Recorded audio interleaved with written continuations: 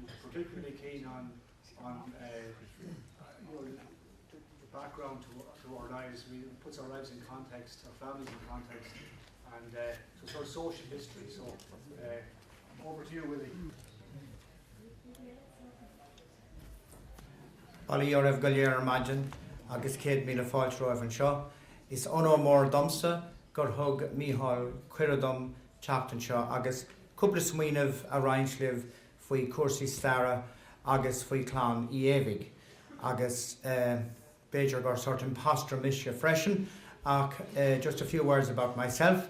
I'm from the parish of Kiltuman Cam myself. I'm from the other side of it. There's a lot of the Irish parishes, those of you who are not familiar with Ireland, our modern parishes are amalgamations of medieval parishes. So a lot of them have 2 or 3 or 4 old medieval parishes in them.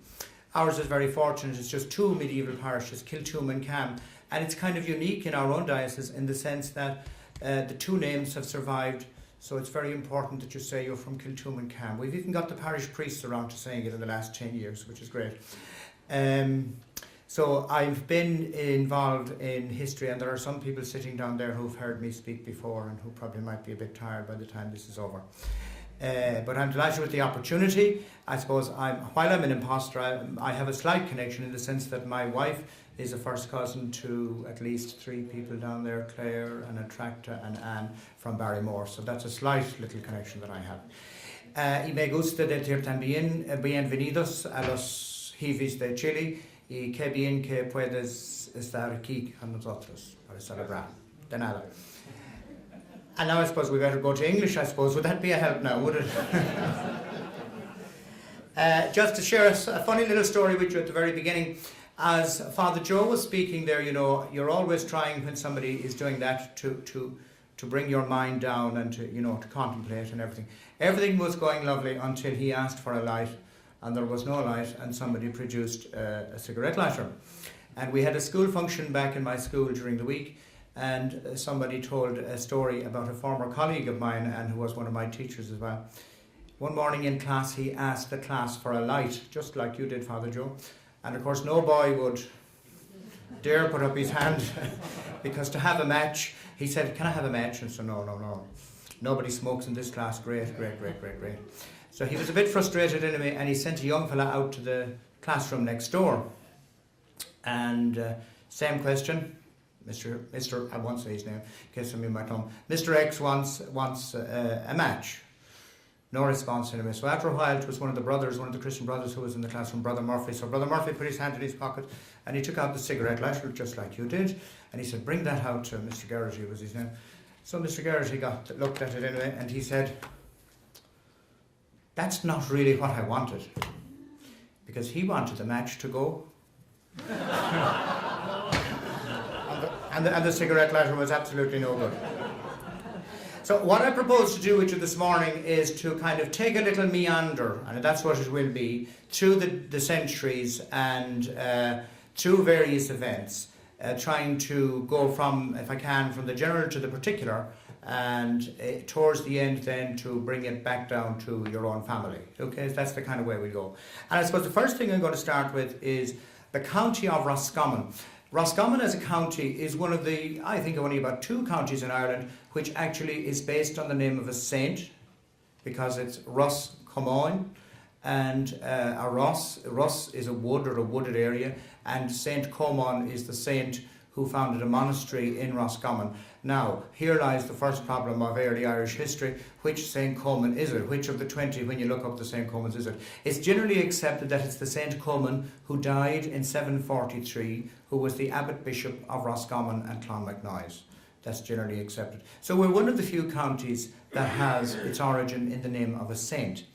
You'll get a few things he's commemorated, for instance, in the Church of Ireland church in Roscommon, which is called St. Comon's. Some of you might know it is the junction of Henry Street and Church Street in the town, in the older part of the town. And the reason that church is there is because that's the original site where St. Comon had his monastery. In the 12th century it became an Augustinian house, and at the time of the Reformation, like all of the church buildings, it passed to the Church of Ireland. So that's just the first little thing. His feast day, by the way, is celebrated on the 8th of May, if you want to make a special note of it. We ourselves then in Roscommon, by the way, as a county, is in Connacht. It's one of the oldest counties, because when the Norman conquest took place in the 13th century, as the Normans moved westwards, the first place they managed to make a stronghold was they built a castle in Athlone around 1210. Then they went and they built a castle down in Randoon. And some of you, if you have a bit of spare time, will have to go and see Ireland's only abandoned medieval town down in Randoon. It's only about 3-4 miles from here in the parish of St. John's.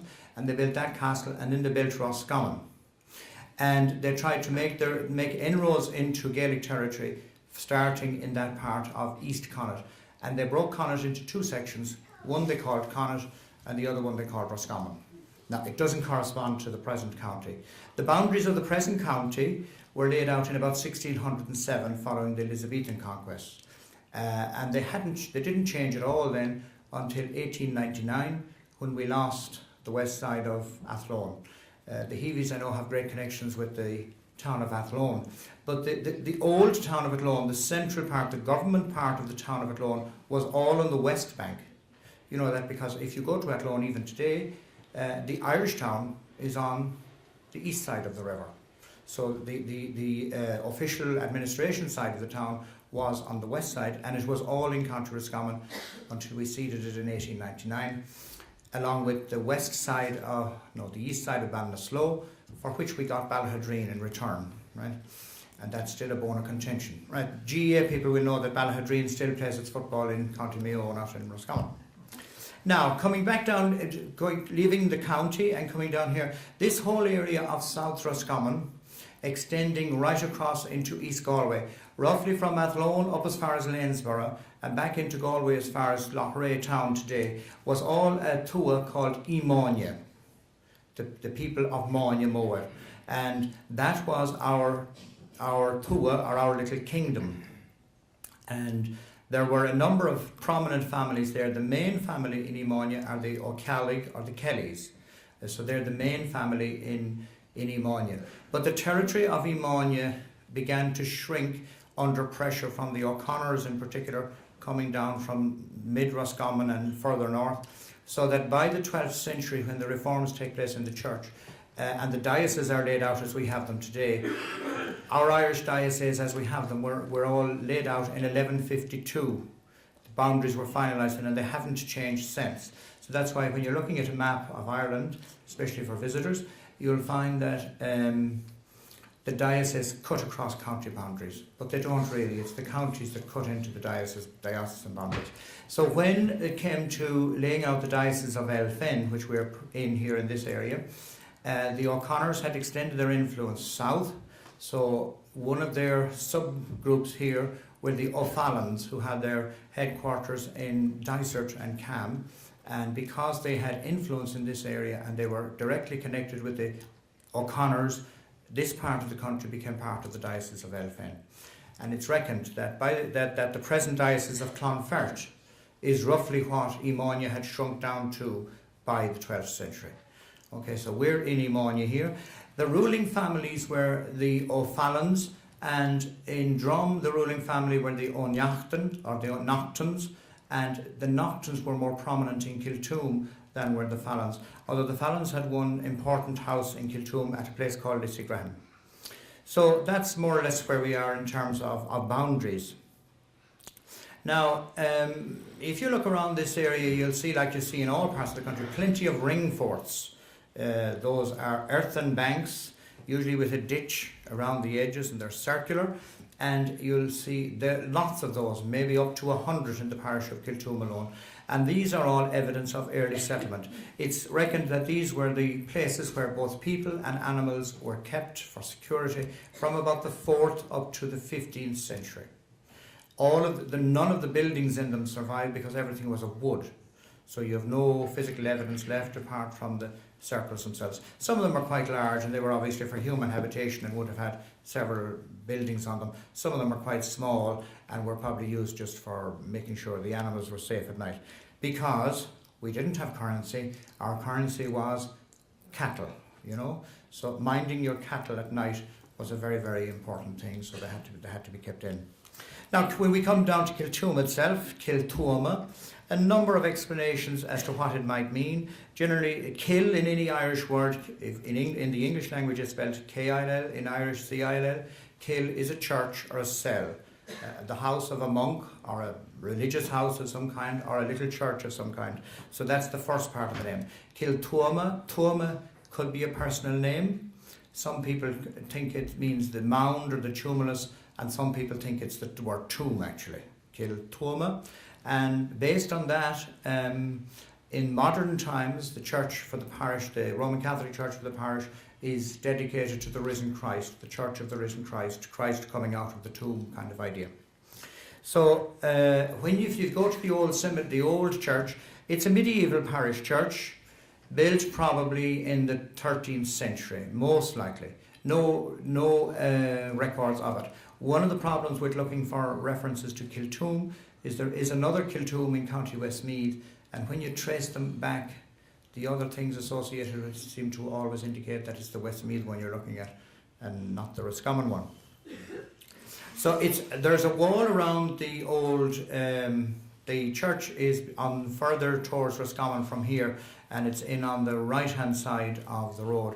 Very little survives. There are 2 windows in the southern wall that are thought to be about 12th century, but they're very rough. It was a single chamber church, just a single chamber, nothing more ornate about it that we can see. There's a wall around it which is partly circular, and that's usually an indication that there was an earlier foundation there. But don't be deceived by those walls in one sense, because they're all very late additions. The wall around the churchyard in Kiltoom was proposed in 1816 and finished in 1820. So it's a much later thing. The Church of Ireland people who had responsibility for the burial grounds decided to enclose them. And it's often felt that when they enclosed them, they took a certain distance out, but there could well be burials further out because they were just going through that. The first burial there in Kiltoom, just if you're interested, is of a Kelly from Myvanyon in 1683, which is fairly early for cemeteries in this area. The last burial there is Miss Dorothy Striven's in 1975. That's the last burial there. There's also a well in the parish of Kiltoom dedicated to St. Patrick. It's just it's almost beside the old cemetery, just off the road as you're going to Roscommon in a kind of a hollow. It's in on the left-hand side as well. Those wells are common in Irish parishes, these holy wells. They're believed to have been something that were probably there from pre-Christian times, and when Christianity arrived here, they just enculturated what was already there before and made them holy wells. This one is dedicated to St. Patrick, but there's no particular evidence of any kind that St. Patrick had anything to do with it. Oftentimes when a place is dedicated to a saint, it's as much an indication of the respect that that particular community had for the saint, rather than that the saint actually came to the place. But I suppose that's the same in modern times. We have churches all over the country dedicated to various things because somebody at the time felt it was a good dedication to make. Kiltoom is one of the 78 parishes that are listed in a papal taxation list for 1306 for the diocese, so that means that it was well established at least by that time. It also had links with, all this area had links with Clonmacnoise, in that certain townlands were given by the O'Connor kings as gifts to the monks in Clonmacnoise. You heard Clonmacnoise mentioned earlier. And that actually acquired for the O'Connors burial rights in Clonmacnoise, which are something which are very sought after even to this day. Around that area, when you're on your way over to the cemetery, you'll pass what looks like a very nice castle in on your left-hand side. Have you seen that, some of you passing? Those who know it anyway. That's called Myvanyon Castle. That's it's in 2 parts really. One end of it is a tower house, an early tower house associated with the Kelly family. The other end of it is actually the Church of Ireland Church for the parish of Kiltoom and Cam from about 1785 until the new one was built in Cornasir in the 1830s. So that's an interest. That building looks so good now because it was restored back, I think, in the 1990s, by the man who was involved with the Elan Corporation in Athlone. You don't get a lot of mention, and one thing of course about the history, when you're looking back, history is generally written by those who won the wars, not by those who lost the wars. And as you go back further in time, you're really only going to get mentions of prominent individuals. In medieval times, usually clerics that will be mentioned. Rather, for instance, we have a little bit about, we know who the rector of Kiltoom was as far back as 1433, because he was an Augustinian and he decided to become a Franciscan, so the benefice became vacant and somebody was looking for it and they write to Rome, and that's how that sort of thing comes to you. There was a monastery in Athlone, an order of a branch of the Benedictines called the Cluniacs. It was the only house they had in Ireland, and it was that community who provided most of the religious services to South Roscommon, we think, in the 14th, 15th centuries, around that time. That monastery, of course, was eventually dissolved when all the monasteries were dissolved. Now, just to give you an idea, maybe, how did the Gaelic families organise themselves? We said the O'Fallons were the chieftains of Dysart. We know a little bit about them as they're coming near the end. Well, there's earlier stuff, but as they're coming near the end of their time here. When the Elizabethan conquest took place in South Roscommon, an awful lot of the Catholics lost their land. And there were a number of methods used by the Elizabethan settlers. One of them was to purchase land, straightforward enough. One was to befriend some of the local chiefs and get gifts of land. And one was to goad the local chieftains and Irish into sort of rebellion, and then when they rebelled, to confiscate their lands as a punishment. There was a guy called Richard Bingham who was president of Connacht in the 1580s, and that was his favourite method of getting the Irish to hand over the lands. Now, because Kiltoom is so close to Athlone, there are no records of anybody around this area rebelling. And for instance, the Fallons, there are lists of pardons from the 1500s, late 1500s, and there are no Fallons in them, and nobody from Kiltoom in them, because these people reached accommodations with the new administration in Athlone very quickly. The Fallons got grants of mills on the river and so on, so that means they had reached some accommodation. The Kellys weren't as well behaved. They did rebel from time to time, so there are lots of pardons for them. But just looking at the Fallons as they were coming towards the end, how the Gaelic families organised themselves was they had a chief who was called a Taoiseach. Hence, even today in Ireland, we call the head of the government the Taoiseach. And the Taoiseach was elected from among anybody who was the third cousins. Anyone within a circle of about third cousins to each other could be elected chieftain.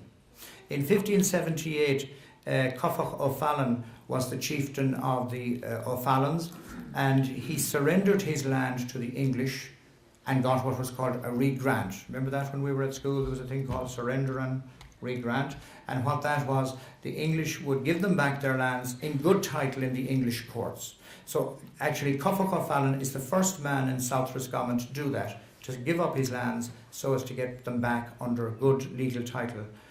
O'Fallon died in 1588 at his new castle in Milltown in Dysart, and what resulted was a skirmish between his son Redmond and a relative called Dultach O'Fallon, where Dultach is murdered and Redmond becomes the chief. Redmond dies in 1600, and he's the last elected chief of the O'Fallons and the last of the chieftains of any of the clans around here. So that system broke down. The usual problem with that system that the English couldn't understand at all was when there was a chief, the family usually selected his successor while he was still living, whom they called a Taoiseach. So if you were reading the newspapers in the last week, you'll have heard about a bit of trouble for the present Taoiseach. But the trouble was that the Taoiseach could be any relative of he could be up to a third cousin away from the existing Taoiseach. So if you had made a deal with the Taoiseach, then the Taoiseach didn't feel in any way obliged to adhere to the deal because he wasn't from that particular family. And it was one of the first things the Elizabethan administration tried to do, was to try to break that, to try to break that thing. Now, how was life going on among the people? We can see life was a bit rough inside, even in the upper echelons of society, among the ruling classes. because, as I say, we're so close to Athlone here, everything that went on there must have had a major influence. We go into the 1600 period and you have the 1641 rebellion occurs. That was pretty severe on the English who were living in South Roscommon, and many of them had to seek shelter, probably in Athlone. After the 1641 rebellion, I came across something that's of particular interest to Kiltoom. After the 1641 rebellion, there are depositions were taken when the rebellion was over, called the 1641 depositions. They've gone online in the last few years. Normally what they are is somebody whose property was confiscated or damaged by the rebels was claiming compensation from the English Privy Council in London. But there's one very interesting one concerning the murder of somebody in the Berries. It's very strange that it was recorded. It's hard to understand why it was recorded. Just excuse me.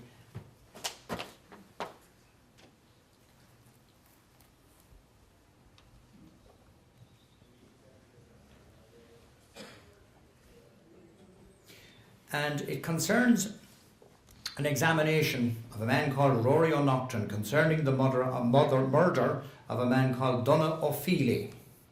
And that name is still around Kiltoom. Although actually it's missing out of records where you would expect it to be.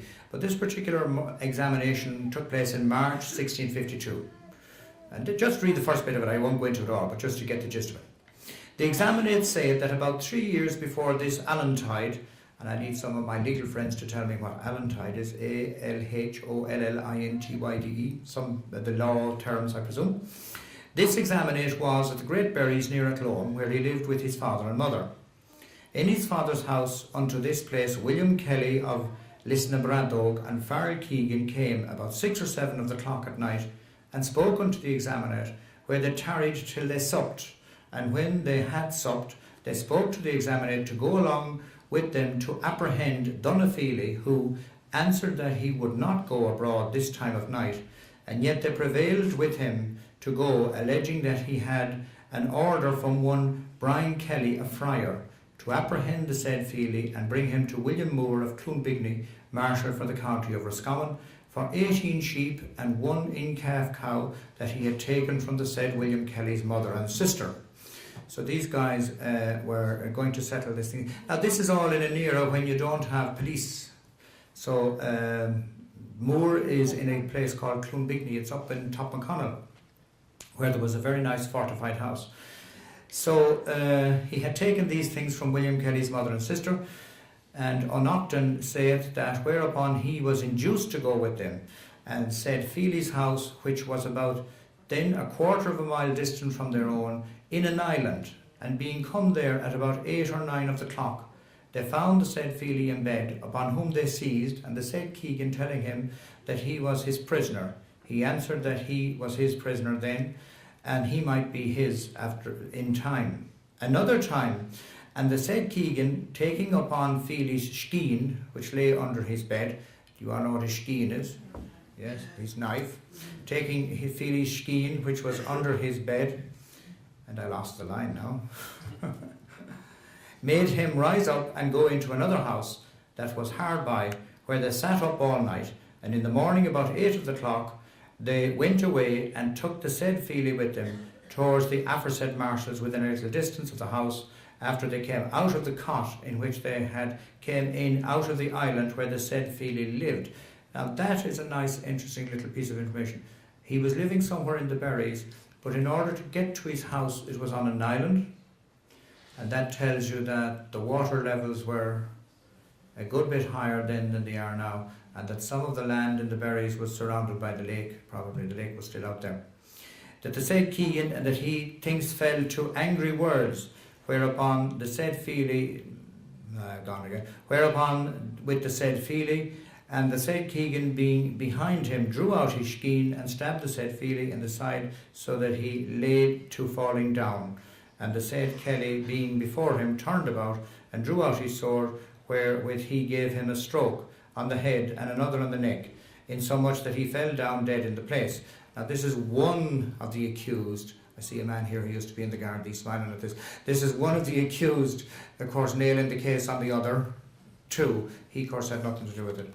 It goes on, but it's an interesting thing that it shows just that life was fairly tough, you know, and this fellow was taken out. Now, I won't read the next part. 2 people were examined. Another guy was examined who was actually the brother of the Feely that was murdered. William Feely was examined. He was the brother of the man that had been murdered, and he gave evidence that he was living in Killanure, which is the far side of the Shannon on the other side, and that he came across, but it just goes to show, it's only just across the lake, but he came into Athlone and spent the night in Athlone before he came out to break the journey, and then he came out. Of course, he was walking, so it was a longer journey. And he says that when he got to Kiltoom, he met them coming back from Kiltoom Cemetery, and they told him his brother had been buried, you know. So it's a very unusual one. I haven't looked through all, and I don't probably intend to ever. But if anybody is interested in those 1641 depositions, I doubt if you'll get another of those kind of things, because they're usually about some Protestant man claiming that all his cattle and sheep had been destroyed, and would you please pay up, and that kind of thing, you know. So that's just a little aside of the kind of things that were going on around that time.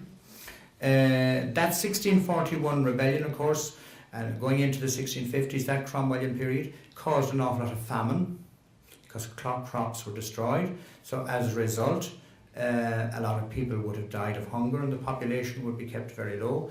It's recorded that after that period, about 1,000 of the Kellys went abroad. These would be all fighting men, you know, and they would all have left, so the place would have been well depleted. By this time also, your church in Kiltoom Cemetery is beginning to fall into disrepair. It's been taken over by the Church of Ireland, who don't have a sufficient community to maintain a church. It was still standing in 1622. The Protestant Bishop of Elphin said so, but it may not have lasted much longer than that. You move then into this period of what we call in Ireland, I suppose, this whole thing about the penal law period and how difficult life was. And there are a few interesting stories that I'll share with you about that. As the Catholic community in this area lost the use of their church in Kiltoom, they moved to another chapel in a place called Gacquin. Those who are from Kiltoom will know where that is. It's just behind Farmore School there. And they moved there because of the Fallon family were there, and they offered protection to them for a time. So there is a very unusual ruin there inside in a sort of kind of ring fort, and that was where they went for a chapel at that stage. It's noted that the priest there was a man called Father Brian Doyle, and if you talk to some of the people around Farmore, they'll still tell you that I spoke to a man now supposed to be around my own age or a little older, saying that his mother used to always tell them when they were passing by there to bless themselves because Father Brian Doyle was buried there. And that would be a man who was dead 250 years or whatever, you know. So Brian Doyle, we know a little bit about him because in 1704 the government decided to register all the clergy in Ireland. The idea was that every secular priest could register and could continue to function as a priest within his registered parish if he had 2 sureties, each putting down £50. But once he died, he wasn't to be replaced. That was the idea. The sureties for Father Brian Doyle were Francis Fallon from Lissygrahan and another man called Hugh Naughton from Carrick. This Francis Fallon, actually from Lissygrahan, he's one of the people commemorating a tombstone in the cemetery dated 1709. After they had, I'll just continue on that same, in the other side of the parish there was, some of you heard of these ideas of mass rocks. There's a large boulder in a field just up from the church in Kiltoom, which is regarded as the mass rock for Kiltoom. It's very exposed though, it's hard to see how it could have been used very securely because it's right in the middle of a field and it's quite exposed. Now it's exposed now, maybe it wasn't as exposed back in the past. In the other end of the parish, in the Cam end of the parish, when the church in Cam fell into disuse, probably as early as 1622, because there was a burial right inside in the middle of it then, they moved to a hollow in the ground, a very unusual place called Lugnabéist, which literally means the hollow of the monster or the serpent. A paist in modern Irish is simply a little worm, but a paist can also be some sort of monster. And Lugnabéist is literally a dip in the ground with a rise to one side of it, about 60 or 70 feet deep, I would say.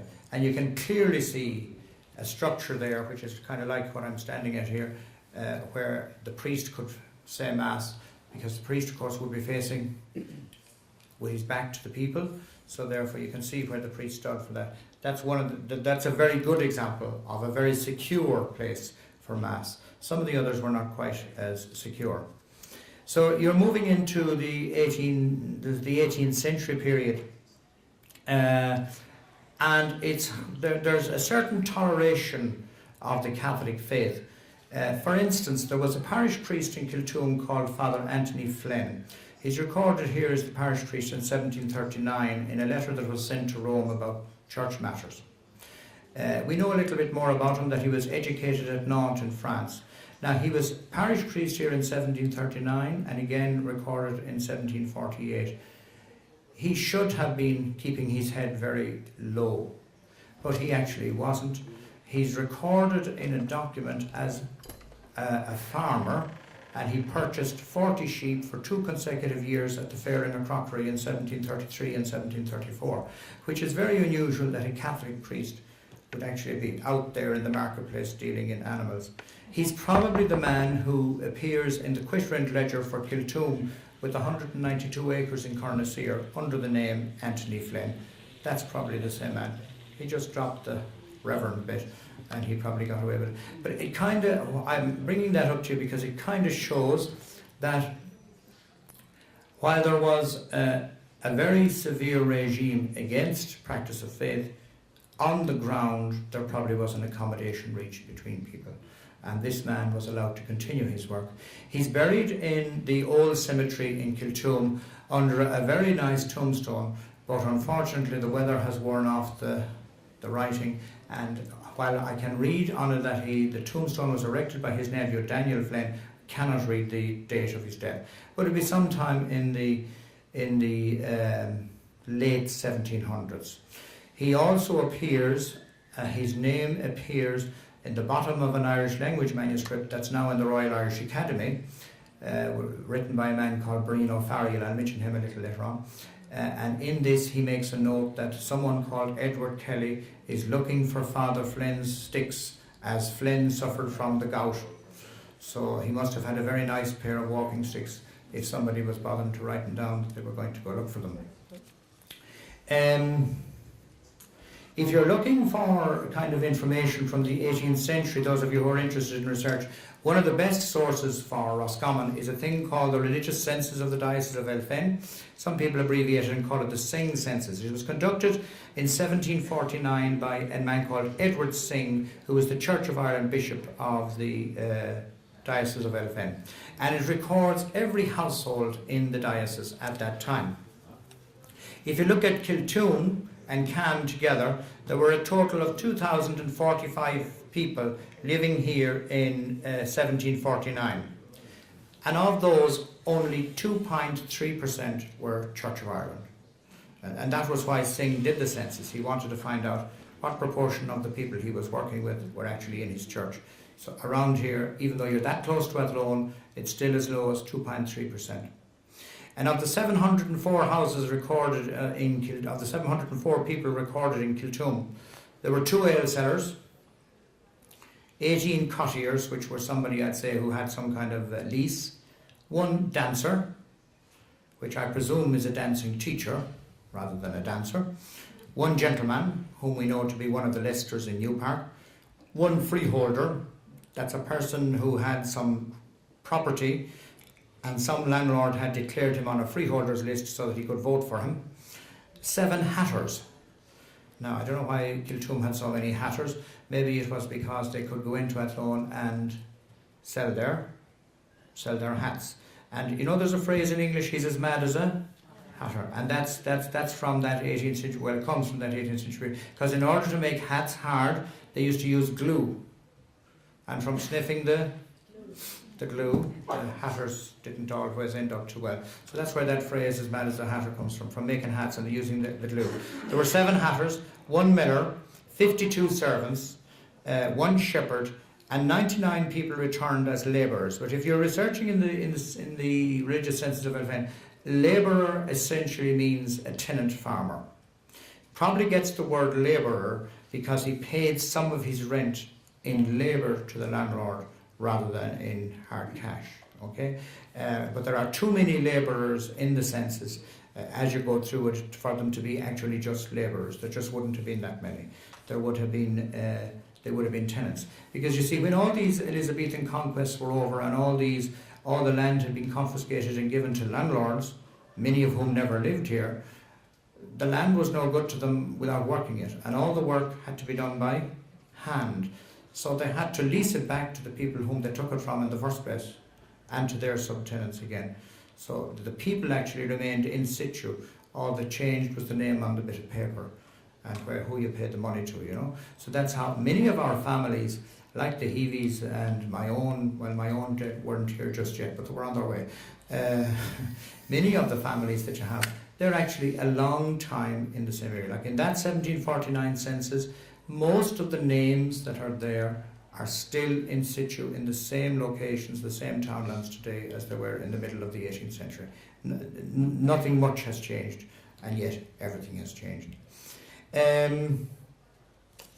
Is there anything else? Yes, there is something very important from the same census, and that is that if you look at the number, this census gives you the number of children per family. And if you look at the statistics for Kiltoom and Cam put together, because that's just the way I had them prepared, there were 91 families with one child, 115 families with 2 children, 112 with 3 children, 54 families with 4 children, 22 with 5 children, 7 with 6 children, 2 with 7 children, and only 1 with 8 children. So most of the families had much less children. If you asked how many children per family would it be, oh, say they all had 10 children or 11 children, whatever. No, they're all very low, and that's 1749.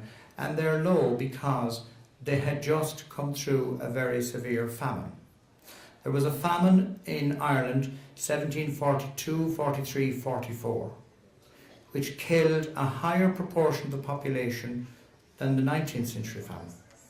We know all about the 19th century famine because by that time London was taking a greater interest in what was happening in the United Kingdom. The 1740s famine is far more severe than the 19th century one.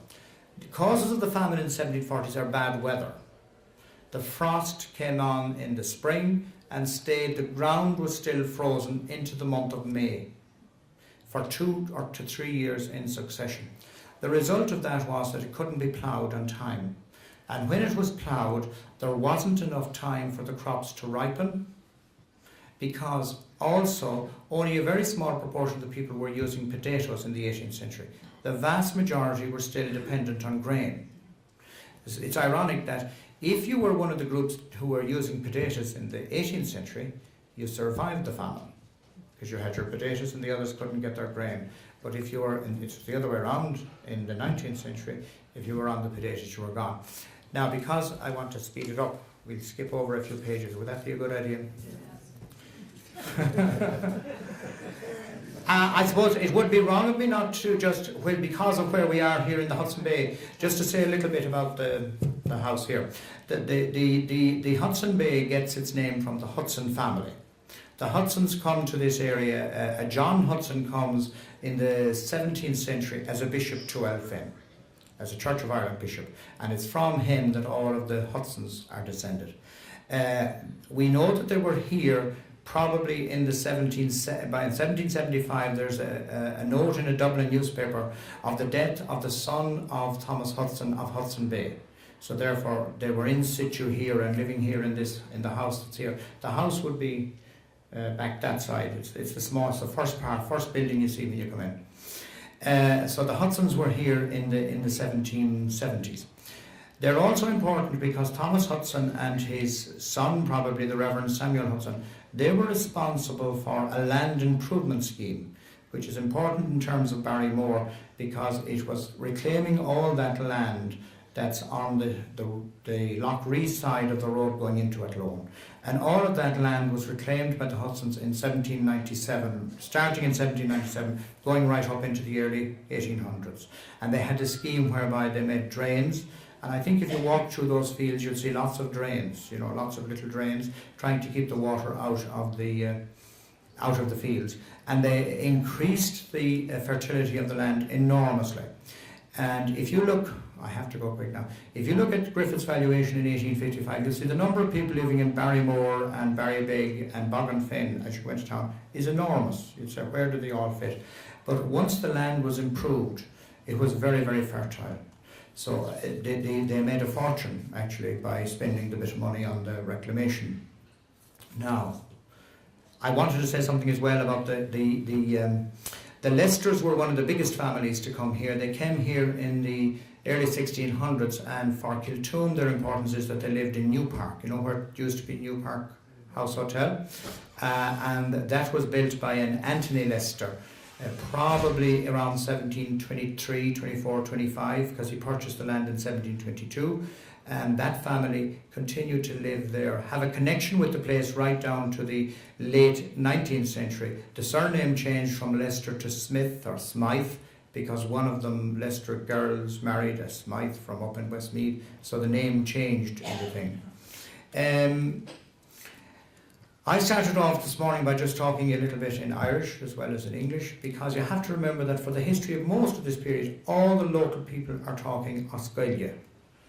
They obviously know English because it's so close to them in Athlone, and they needed to use it for business and for fairs and so on, but they were all speaking Oscoilia. And the Irish language was fairly strong here. I judge that by the fact that there was a man living in the Hilleberries in 1817 called Edward Hoare, and he wrote a number of manuscripts, because there was no printing press in Ireland, but there are manuscripts in the Royal Irish Academy in Dublin from Edward Hoare as late as 1817, which is quite late, really. There aren't too many more of those around in Roscommon from that period. Now, Hoare didn't write much of his own. What he did mostly was copy the work of that man called Brian O'Farrell, who had died in about 1780, and he copied that kind of work into manuscripts. And he was also involved in copying and recording again the work of people from Drum called Sean O'Naughton and Tig O'Naughton, who were the centre of a literary circle in the Irish language in the Liberties of Dublin, and who kept this is an amazing thing about Dublin City, is there was a sufficient community of readers of the Irish language to keep guys writing manuscripts in Irish in Dublin City throughout the 18th century period. And they came from Drum, and both O'Farrell and Hoare were interested in those. Now, where would we do? Would we just maybe skip, say, 10 pages? Michael in his introduction mentioned the famine, and he's correct when he says that in 1841 the population of Roscommon as a county is about 256,000. That's well over 250,000, I do often say to my students, if you can imagine 5 times as many houses where you're living, that's the kind of population you had. The population of Roscommon now is about 57,000, 58,000, which is very small. And there was no talk about water charges or sanitation services, but I'm sure something had to be done. But there was a huge population. Kiltoom in 1841 had 1,450 people. By 1851, that was down to 3,177, a decrease of 23% in the population in Kiltoom over that 10-year period. The corresponding decrease in the other side of the parish in Cam was higher at 39%. Overall in Ireland during the famine in the 19th century, the population went down just over 19%. Roscommon was the worst affected county in Ireland with a population decrease of 31%. Now, to get a way of measuring the effects of the famine, that's a very crude one, because it's taking population figures in 41 and comparing them with 51. If you look at population figures between 31 and 41, the population was always, certainly the rate of increase in population was already beginning to go down. So it might be a little exaggerated. But that's roughly what you were talking about. One little famine story to illustrate the thing. From over in the parish, our end of the parish of Cam, there's a story from 1847 of 2 young fellows from the townland of Grange, John and James Keelahan, who were admitted to the workhouse in 1847. And then there was a new law brought in that if any of your people had a quarter of an acre of land, you couldn't get indoor relief, you could only get outdoor relief. So they were released from the workhouse on the 15th of February 1848, given a breakfast and told to go home. So they'd be walking about 12 miles or so. So they were seen in various places. They went into, they died that night, that's the story. And because they died, an inquest had to be held to see were the guardians responsible for the death. And it's because of the inquest we know anything about them, otherwise they'd be totally forgotten.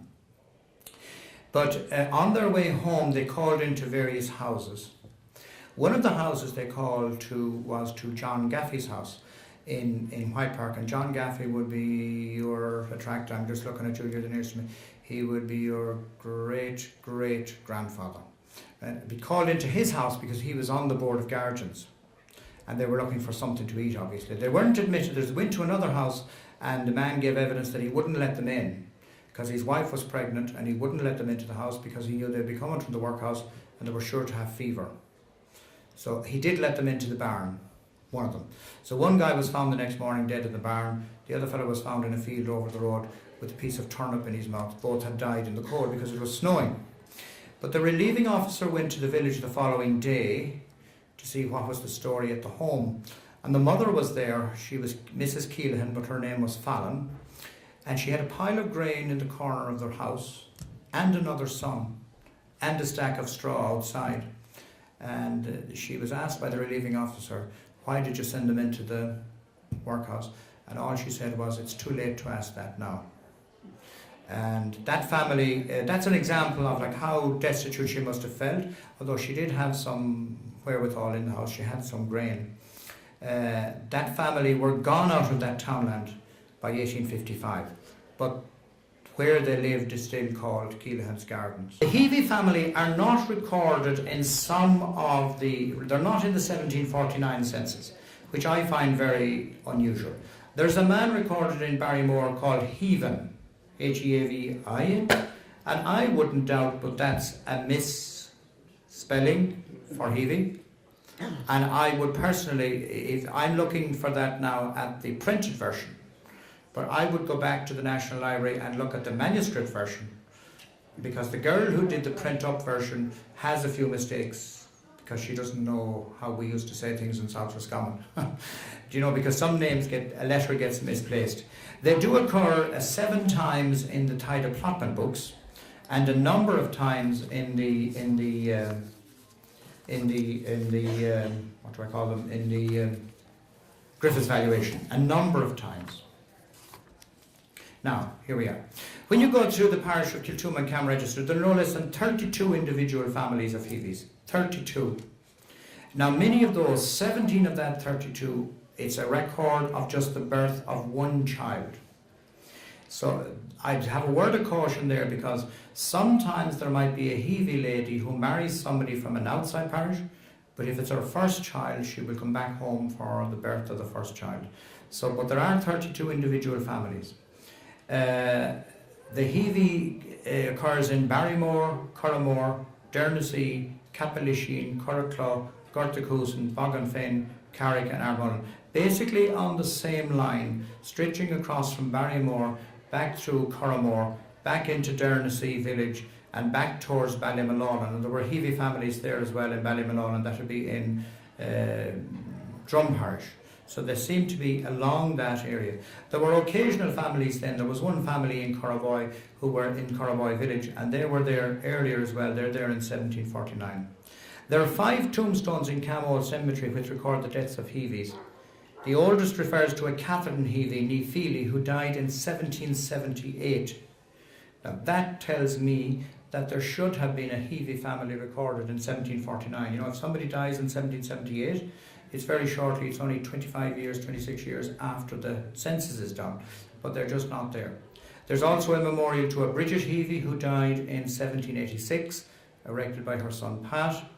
There are 2 from the 19th century period, and 2, those recall a Brian Heavey who died on the 2nd of July 1835, erected by a son Pat.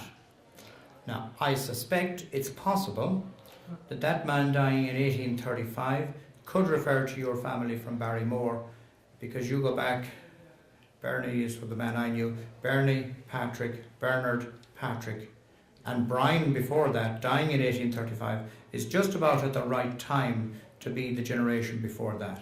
And he's on the tombstone it says Brine, but that's Brian, Brian, Bernie, Bernard, it's the same name. And there's a Lackey Heavey who dies in 1878.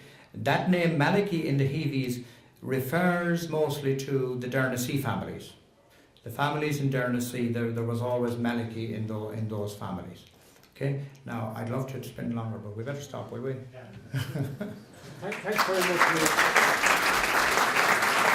I think that's 2 hours.